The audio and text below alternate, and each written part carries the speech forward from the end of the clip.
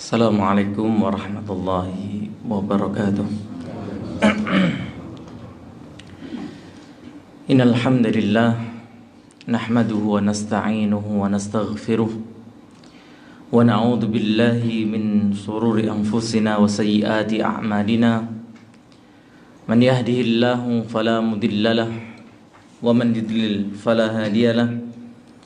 Wa asyhadu an la ilaha illallah wahdahu la syarika lah wa asyhadu anna Muhammadan abduhu wa rasuluh. Amma ba'du. Kaum muslimin rahimakumullah, ibu-ibu, bapak-bapak, saudaraku kaum muslimin yang semoga Allah selalu merahmati kita semua. Alhamdulillah, kembali kita dipertemukan di majelis yang mulia ini, majelis ilmu yang disifati oleh Rasulullah SAW sebagai taman-taman surga Allah yang ada di muka bumi. Maka semoga pertemuan kita seperti ini sinyal tanda dari Allah Subhanahu wa Ta'ala bahwa kita pun kelak akan dikumpulkan di surganya di akhirat. Allahumma amin. Salawat dan salam tidak lupa kita aturkan kepada beliau, panutan teladan kita, Rasulullah Muhammad sallallahu alaihi wa ala alihi wasallam. Terlebih kita di hari yang mulia ini, hari Jumat. Kaum muslimin rahimakumullah, kita lanjutkan pembahasan kita pada kitab Min Hidayati Suratil Fatihah. Di antara petunjuk-petunjuk yang bisa kita ambil dari surat Al-Fatihah.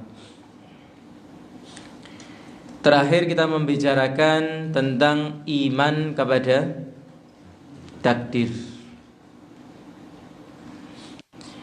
Nah, beliau mengelompokkan manusia dalam membicarakan takdir terbagi dalam dua kelompok. Yang pertama yang sudah kita bahas, kelompok yang membicarakan takdir dengan apa? Dengan akalnya. Nah, ini yang sering menimbulkan banyak pertanyaan, banyak syubhat, kenapa begini, kenapa begitu, karena sekedar mengandalkan akal yang lemah ini. Nah, kita masuk kepada kelompok yang kedua, golongan yang kedua. Di halaman 63, bagi yang menyimak, dikatakan oleh penulis hafizahullah, at-tariqatus tsaniyah, cara kedua dalam memahami apa? Takdir, wa hiya shahihah. Dan ini cara yang benar dalam memahami takdir. An yakunal kalamul insani fi masailil qadari ala dhaw'il dalili, bahwa pembicaraan manusia dalam masalah-masalah takdir itu atas petunjuk dalil. Jadi kalau kita ingin membicarakan takdir dengan benar, maka berbicaralah tentang takdir sesuai dengan apa? Sesuai dengan dalil. Yang ada dalilnya berbicaralah. Yang tidak ada dalilnya diamlah. Insya Allah dengan seperti ini cara yang benar dan cara yang selamat. Fayasilu biidnillahi ila kulli qawlin sadidin. Waalaikumsalam warahmatullahi wabarakatuh. Maka dia akan sampai dengan izin Allah kepada setiap ucapan yang sadid, yang lurus, tidak bengkok. Wa ila kulli fi'lin rasyidin, dan kepada setiap perbuatan yang apa? Yang sesuai dengan petunjuk.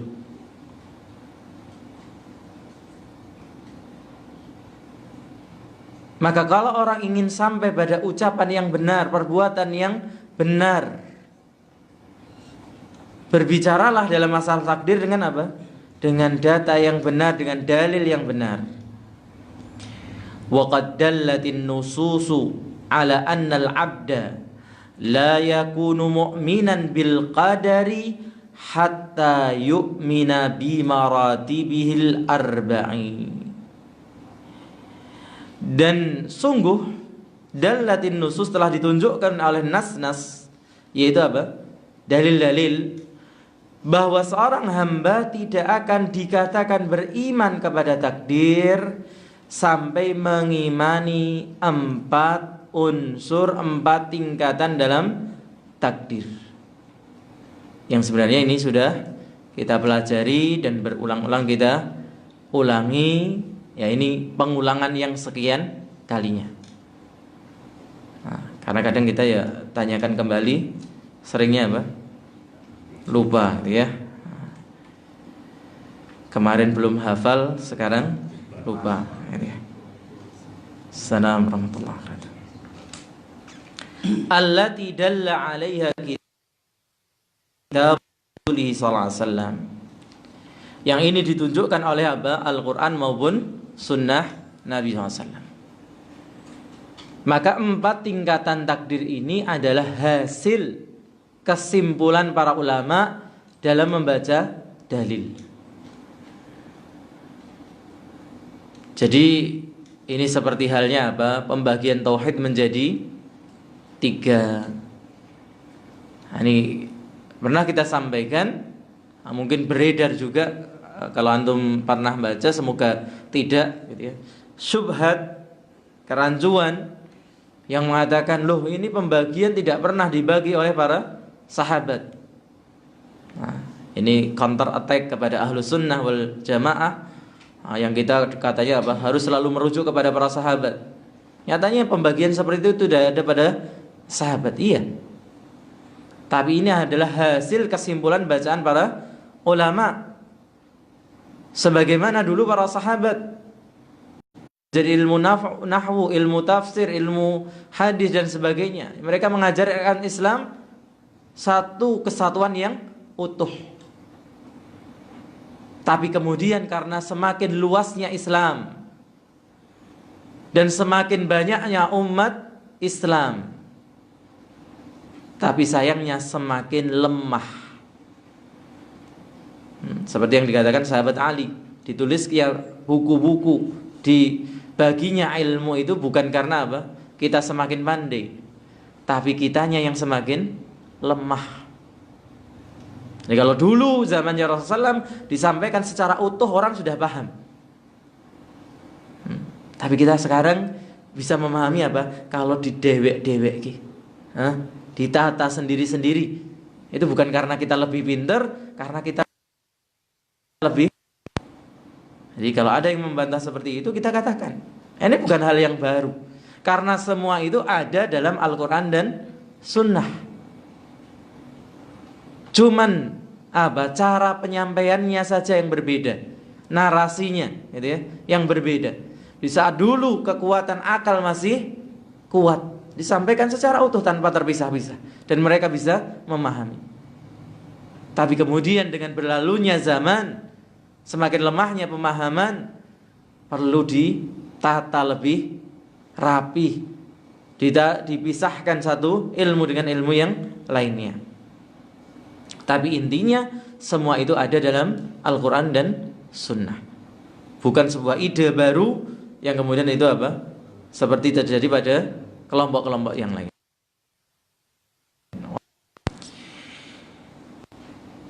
Kal'ati, sebagaimana berikut ini.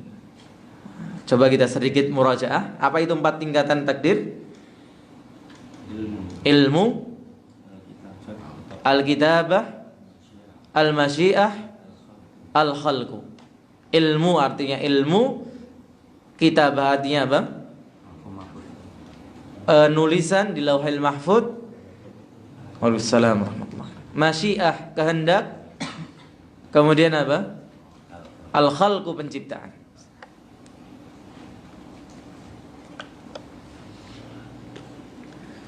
Kita mulai dari yang pertama. Awalan, yang pertama. al-imanu bi ilmillahi, beriman terhadap ilmu Allah, muhiti bima kana wa ma sayakunu,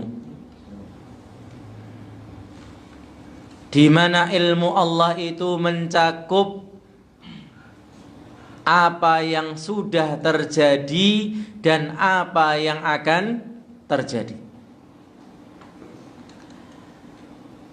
Wa ma lam yakun law kana kaifa yakunu.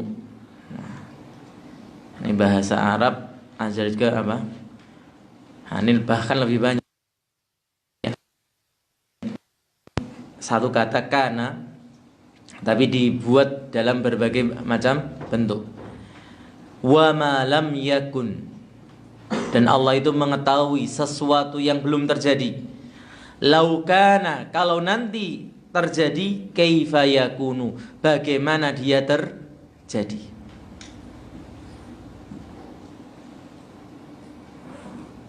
Apa kata para ulama? Allah itu tahu sesuatu yang belum terjadi.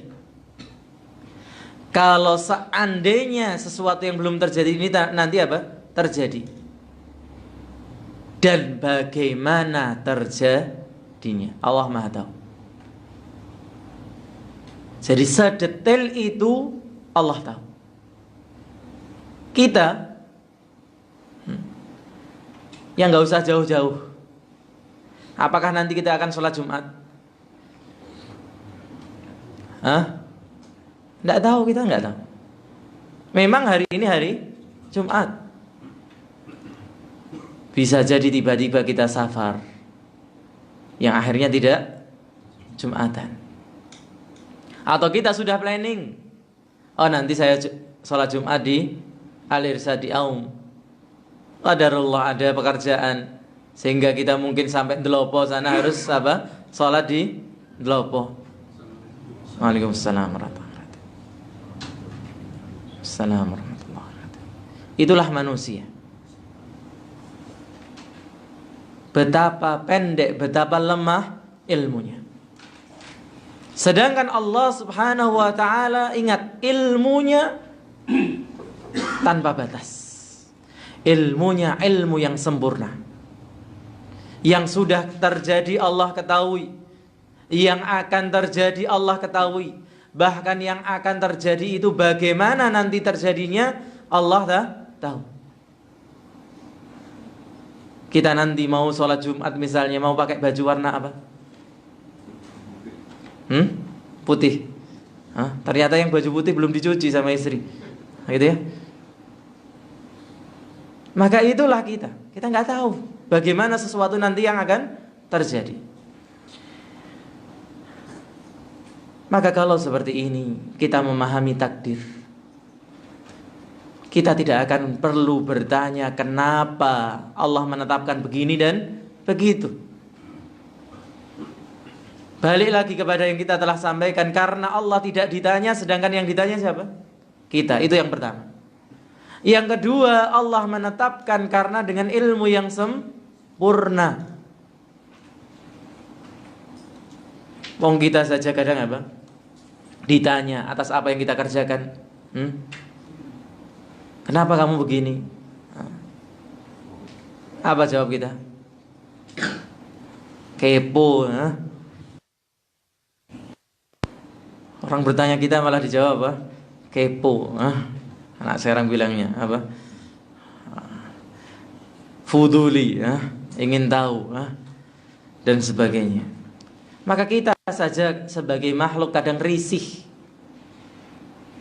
Apalagi yang ilmunya sempurna, tidak pantas, tidak layak untuk ditanyakan kenapa begini dan kenapa begitu.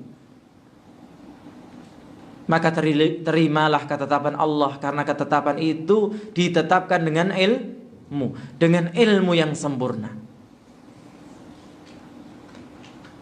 Fahuwa subhanahu, maka Allah itu sebagaimana disebutkan dalam beberapa ayat di sini, di surat Ghafir ayat 19. Ya'lamu kha'inatal a'yuni wa ma tuhfis sudur.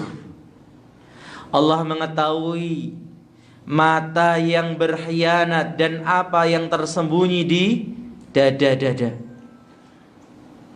Mata yang lirik,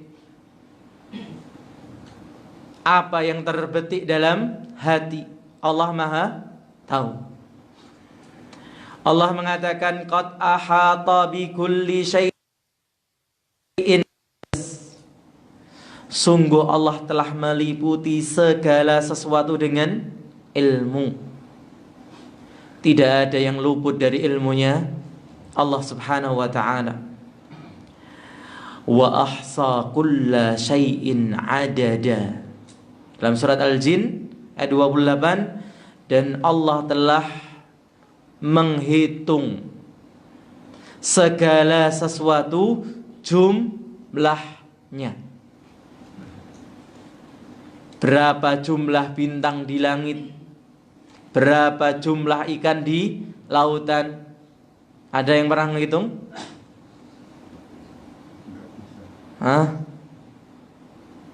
Lawang dulu kita belajarnya apa? Planet. Dalam tata surya kita ada berapa? 9. Yang terakhir apa? Pluto. Ternyata sekarang dicoret. Tapi ini katanya mau dimasukkan lagi. Sekilas saja baca ya. Bukan waktunya belajar kayak gini lagi ya. Dulu kita sampai apal gitu ya. Maka subhanallah, itulah lemahnya manusia. Sedangkan Allah tahu bahkan berapa jumlah daun, berapa yang gugur, berapa yang masih menempel pada pohonnya dan seterusnya. Waalaikumsalam warahmatullahi wabarakatuh. Apakah yang seperti ini kemudian kita masih ragu dengan apa? Ilmunya Allah Subhanahu wa ta'ala.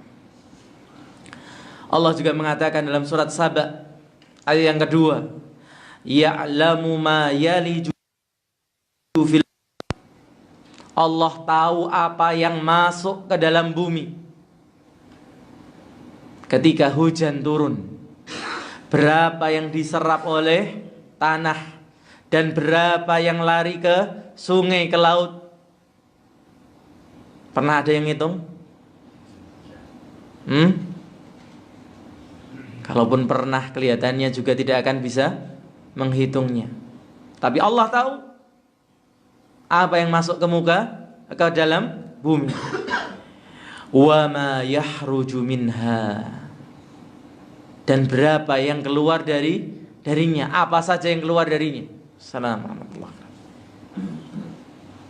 Allah Maha tahu. Kita sendiri kadang apa? Di depan rumah tiba-tiba muncul tanaman tertentu. Loh, kok bisa muncul di sini ya? Padahal kita merasa tidak pernah menanam. Cuman bisa tahu kalau sudah keluar.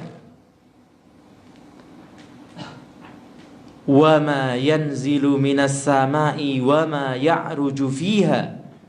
Dan Allah pun tahu apa yang turun dari langit dan apa yang naik ke langit.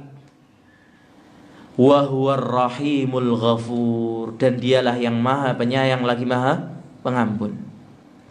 Allah juga mengatakan dalam surat Al-Hadid ayat keempat, ya'lamu ma yaliju fil ardi wa ma yahruju minha wa ma yanzilu minas sama'i wa ma ya'ruju fiha. Sama dengan ayat sebelumnya, wa huwa ma'akum aynama kuntum wallahu bima ta'maluna basir. Dan dia bersama kalian di mana saja kalian berada, dan Allah dengan apa yang kalian kerjakan itu maha melihat. Maka Allah mengetahui apa yang masuk ke dalam bumi, apa yang keluar darinya, apa yang turun dari langit, apa yang naik kepadanya. Kemudian Allah menyatakan dia bersama kalian. Maka bersama di sini apa? Ilmunya. Karena baru saja Allah membahas tentang ilmu, bahwa Allah berilmu tentang apa yang masuk ke dalam bumi, apa yang keluar, apa yang naik, apa yang turun dari langit, apa yang naik ke langit. Maka ketika dikatakan Allah bersama kalian bersama apanya? Ilmunya, bukan zatnya. Karena ayat ini sering disalahpahami, kemudian dikatakan, loh Allah bersama kita, berarti Allah di mana? Mana? Bukan. Pahami konteks kalimatnya, pahami redaksi ayatnya. Ayat ini sedang membahas tentang ilmunya Allah. Maka ilmunya Allah bersama kalian di mana saja kalian berada. Baik di hadapan manusia, ketika tidak bersama manusia, ketika berombongan kelihatan manusia, atau ketika sendirian tidak dilihat manusia, Allah bersama kalian. Dan Allah itu Maha melihat apa yang kalian kerjakan. Allah juga mengatakan dalam surat Al-Mujadilah atau Al-Mujadalah ayat yang ke-7, Alam tara annallaha ya'lamu ma fis samawati wa ma fil ardi. Tidakkah kamu tahu, tidakkah kamu melihat bahwa Allah itu mengetahui apa yang di langit dan apa yang di bumi. Ma yakunu min najwa thalathatin illa huwa rabi'uhum. Tidak ada orang yang berbisik-bisik 3 orang kecuali dia yang keempatnya. Wala khamsatin illa huwa sadisuhum. Dan tidak ada 5 orang yang berbisik-bisik kecuali Allah yang ke-6. Wala anna min dzalika wala aktsara. Tidak kurang dari itu, tidak pula lebih. Illa huwa ma'akum aina ma kanu. Kecuali dia, Allah itu bersama kalian di mana saja, bersama mereka di mana saja mereka berada. Yunabbi'uhum bima 'amilu yaumal qiyamah. Kemudian Allah akan memberikan kabar kepada mereka atas apa yang mereka kerjakan kelak di hari kiamat. Innallaha bikulli syai'in alim. Sesungguhnya Allah itu terhadap segala sesuatu Maha mengetahui. Allah juga mengatakan dalam surat Al-An'am ayat 28, walau ruddu la'adu lima nuhu anhu. Ini membicarakan tentang siapa? Orang-orang kafir, orang-orang musyrik yang berharap dikembalikan ke dunia setelah mereka mati, setelah mereka binasa. Maka apa jawab Allah kepada mereka? Seandainya mereka dikembalikan ke muka bumi, la'adu, yo balik eneh. Balik apa? Balik kafirnya, balik syiriknya, kembali kepada yang mereka itu dilarang. Law raddallahu al-musyrikina. Seandainya Allah mengembalikan orang-orang musyrik ilal hayatid dunya, kepada kehidupan dunia, la'adu ilal kufri, mereka akan kembali kepada kekufuran. Wa hadza la yakun, dan ini tidak akan terjadi. Lakinir rabbal azima, akan tetapi Rabb yang maha agung, alima hadzal amra, maha mengetahui perkara ini. Lau kana kaifa yakunu, seandainya itu benar-benar terjadi, bagaimana itu akan terjadi. Fa aqama hujjatahu alaihim, maka Allah telah menegakkan hujjahnya terhadap mereka. Yaqulu jalla wa ala, Allah mengatakan dalam surat Al-Mulk ayat 14, ala ya'lamu man khalaqa wa huwal latiful khabir. Bagaimana mungkin tidak mengetahui Zat yang menciptakan, sedangkan dia maha lembut lagi maha mengetahui perkara yang detail. Jadi tingkatan pertama dalam mengimani takdir, apa tingkatannya? Mengimani ilmu Allah yang sempurna, bahwa Allah mengetahui apa yang telah terjadi dan apa yang akan terjadi. Bahkan yang akan terjadi itu bagaimana nanti kalau terjadinya. Jadi kalimat terjadi ini diulang-ulangi gitu ya. Dan itu menunjukkan apa? Sempurnanya ilmu Allah Subhanahu wa taala.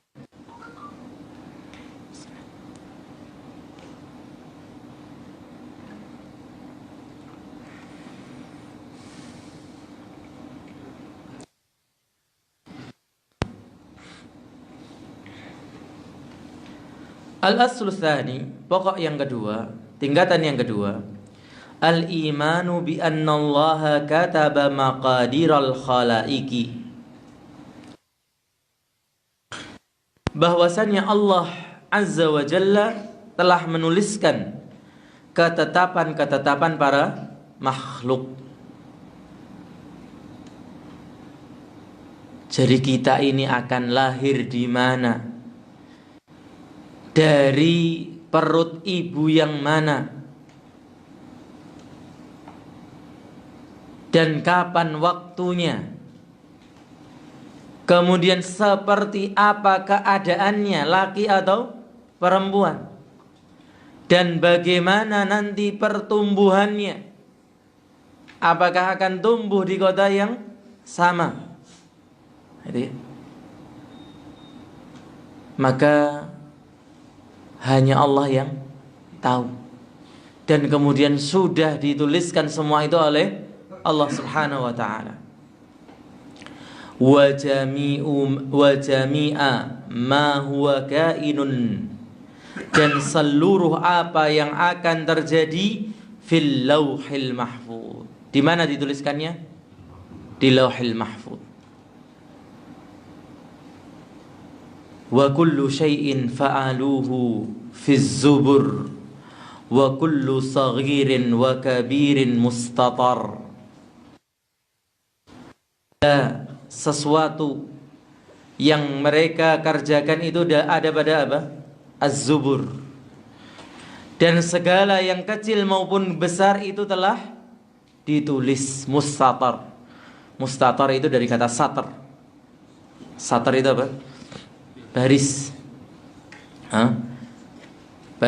Baris itu untuk menulis kan begitu. Nah, semuanya sudah ditulis dalam barisan yang rapih. Walihada qala alaihi salatu wassalam. Maka oleh karena itu Rasulullah SAW pernah mengatakan, bersabda, kataballahu maqadiral khalaiqi. Allah telah menulis ketetapan para makhluk qabla an yahluqas samawati wal arda, sebelum Allah menciptakan langit dan bumi, bihamsina alfi sanatin. Berapa? 50.000 tahun.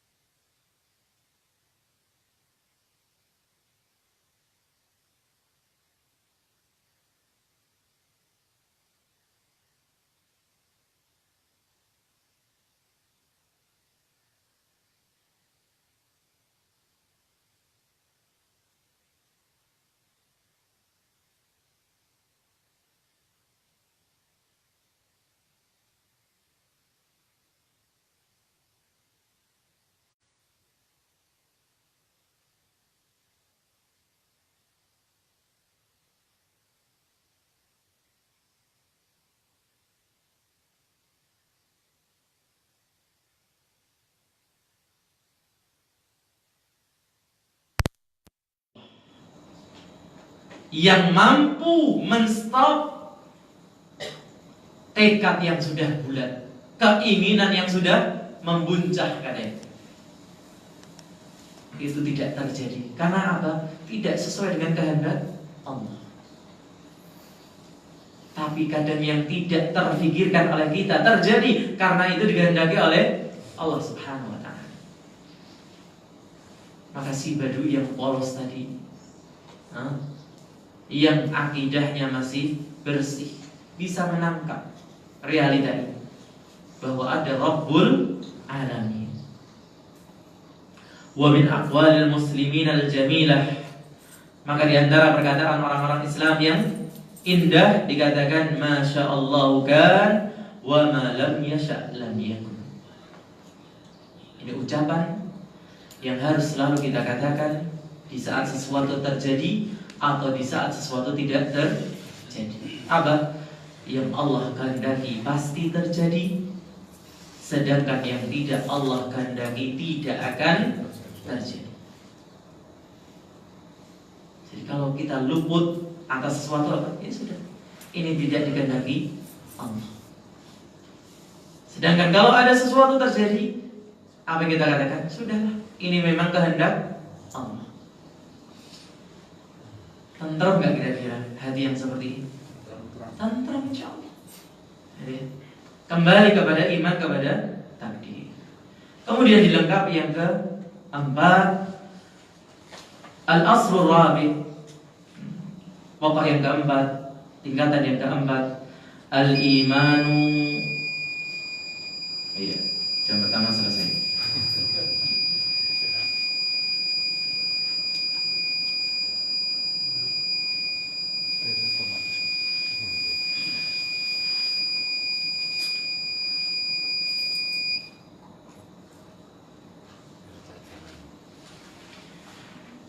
Perkara yang keempat, al-imanu bi anna Allaha khaliqu kulli syai'in.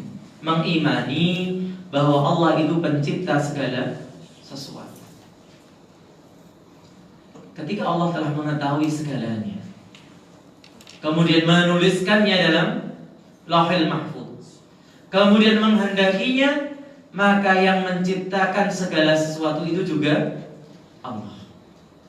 Jadi Allah bukan hanya menetapkan, tapi juga yang menciptakan.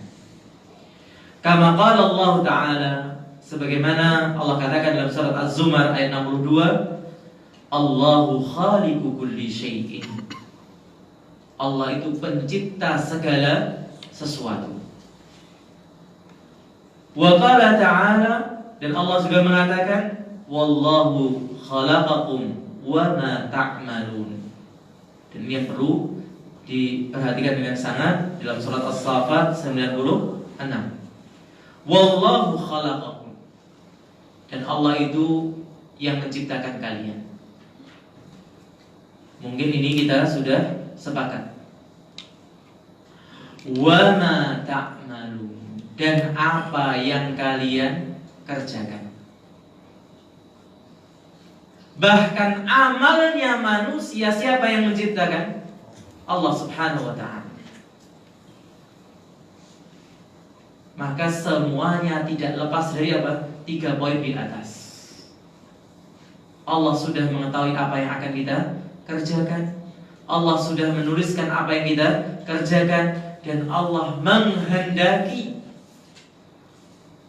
Kalau Allah kehendaki yang kita kerjakan memang akan terjadi. Jadi bukan hanya fisik kita, bukan hanya fisiknya makhluk, bahkan apa? Amal perbuatan makhluk itu siapa yang menciptakan? Allah Subhanahu wa ta'ala. Dalam surat Al-Fatihah kita mengatakan Alhamdulillahi Rabbil Alamin. Balik lagi dikaitkan dengan surat Al-Fatihah. Ketika kita mengatakan segala puji bagi Allah Rabb semesta alam, wal alamu kullu man siwallah. Apa itu alam? Semuanya itu dikatakan alam selain Allah. Maka mau malaikatnya, manusianya, jinnya, itu alam. mau langitnya, mau buminya itu alam. Dan yang setiap menghuni keduanya. Wa anna kullama huwa kainun fi hadzal qauni loncat ya. Fa kullu ma siwallahi khalaqahu wa awjadahu Allahu tabaraka wa ta'ala. Maka semuanya selain Allah itu yang menciptakan dan yang mengadakannya siapa? Allah Subhanahu wa ta'ala.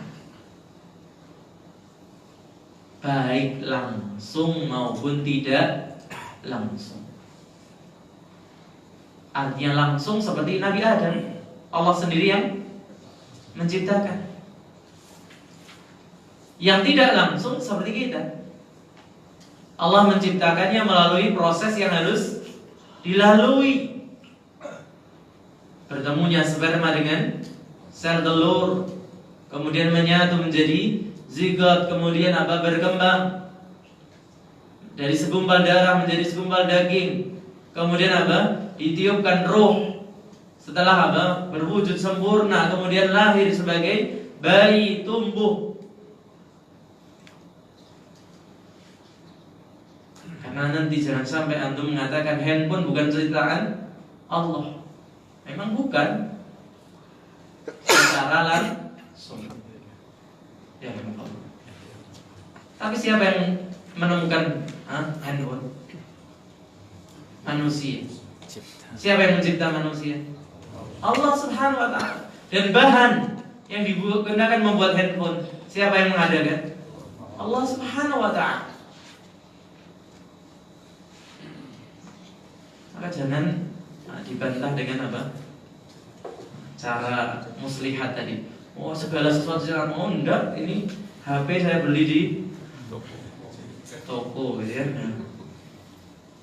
Ini jangan duduk ya. Wa qad jama'a ahdu ahlil ilmi, dan sungguh telah mengumpulkan seorang ahli ilmu al-maratib al-arba', 4 tingkatan ini, lil imani bil qadari, akan keimanan terhadap takdir, fi baitin wahidin, dalam sebuah bait syair. Ilmun kitabatun maulana masyiatuhu wa khalqun wa huwa ijadun wa takwinu. Apa itu ilmu? Kitabah, penulisan, maulana, yaitu Tuhan kita, bima masyiatuhu, yang ketiga kehendak, wa khalqun, yang keempat penciptaan, wa huwa ijadun wa takwinu. Penciptaan itu pengadaan dan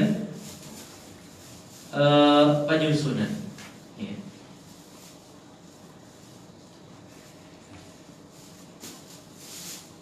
Baik, kita stop di sini dulu aja.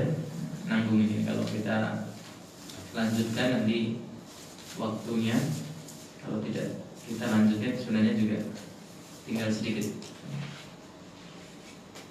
Baik, Mas Dodi, 2 pertemuan, 1 pertemuan ya? Atau 2 pertemuan? 2. Yang Jumat.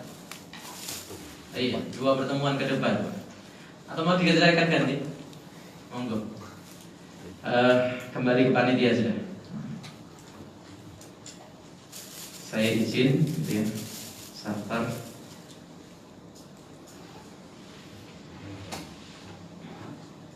Silakan kalau mungkin ada koreksi, tambahan atau pertanyaan yang kita bisa jawab, kita jawab.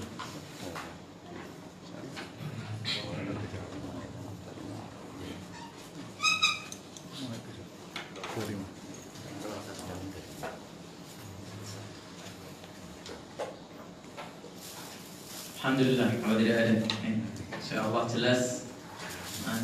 Ini mengokohkan, menguatkan keimanan kita kepada takdir. Ya, kadang penjelasan-penjelasan seperti inilah yang membuat kita semakin yakin dengan ketetapan Allah Subhanahu wa ta'ala. Semoga kita tergolong orang-orang yang benar dalam keimanan terhadap takdir. Allahumma amin. Kurang dan lebihnya saya mohon maaf. Subhanakallahumma wa bihamdika Asyhadu an la ilaha illa anta astaghfiruka wa atubu ilaik. Assalamualaikum warahmatullahi wabarakatuh. Waalaikumsalam.